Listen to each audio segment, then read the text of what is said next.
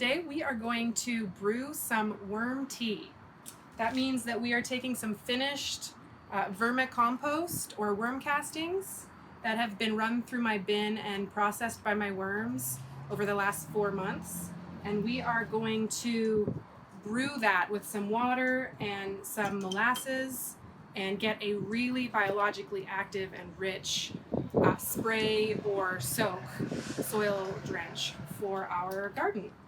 And we're going to be using the technique of aerating or using a bubbler to keep some oxygen in the worm tea, and that really helps to promote a bloom of good microbial activity.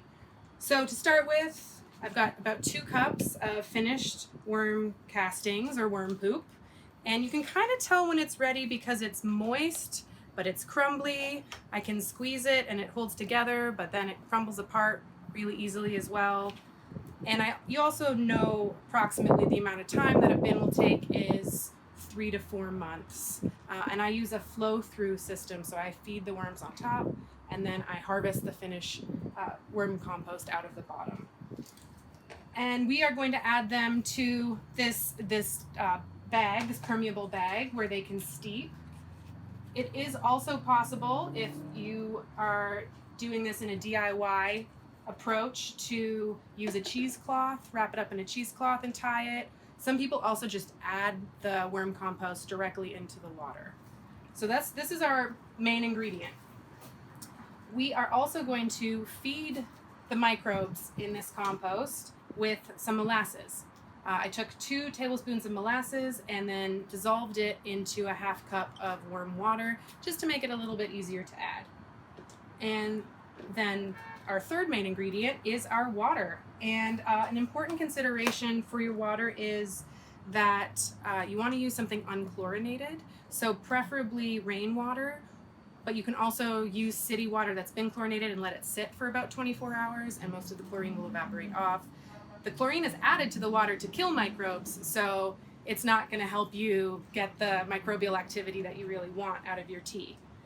So that's an important consideration with your water, and typically 2 cups to 5 gallons of water is about the ratio that you'll use for your recipe. You also won't need to dilute it any further. That 5 gallons that you get of your tea can be applied directly to your soil or your plants. Okay, and then the last thing I want to mention before we get started is that there's a common misconception about worm tea, which is that if you have a worm bin and it's leaking, you're getting the excess water leaking out of the bottom of the bin, that is worm tea. That's actually called leachate, and that's excess water that's coming off of your food scraps or not able to evaporate out of the bin. It's going to drip out of the bottom, and it's not the same at all because it hasn't been run through this process of oxygenated and fed to get that microbial activity. So typically speaking, you can't really control what microbial activity is in the leachate, so it's better not to use it on a vegetable garden, although you can still put it in your garden for flowers or on your lawn, for example. All right, so now we're going to dig into the process of getting the bubbler set up.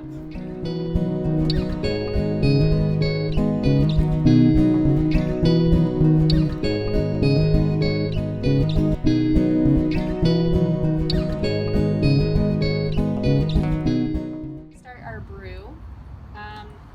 It's in our bag right here, and of course it's different than like steeping tea at home because you're not heating it, it's actually just oxygenating it. So I pretty much just have a bubbler right here, so it pumps air into the water, and it's kind of just like your regular stone that you would find in an aquarium at home.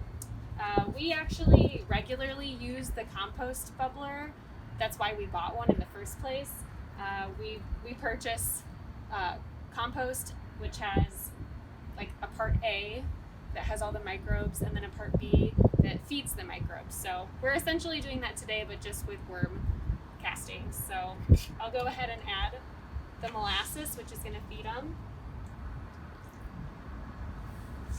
And then I just set this down in here. And I typically hold it down with the hose so it doesn't pop up. And then it'll start to bubble. And we just kind of keep it running for about 24 hours, and then we use the liquid that's left over.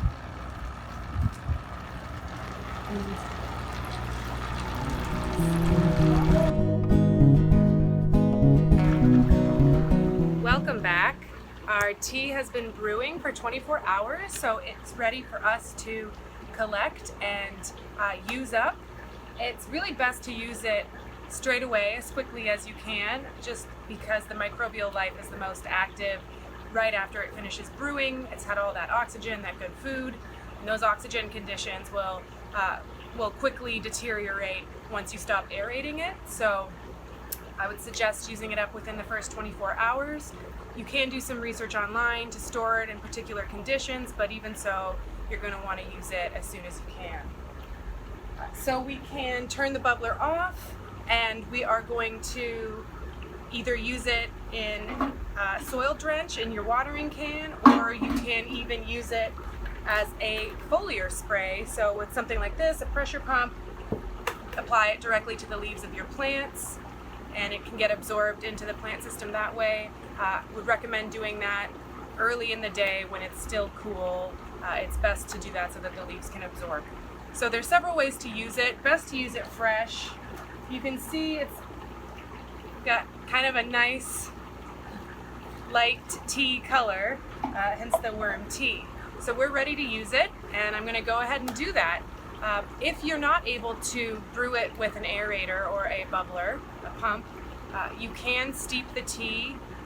You're going to want to stir it really frequently if you're not adding the oxygen to it, and you're also going to need to leave it a little bit longer. But we have sped up the process with this oxygen, so 24 hours later, it's ready to go.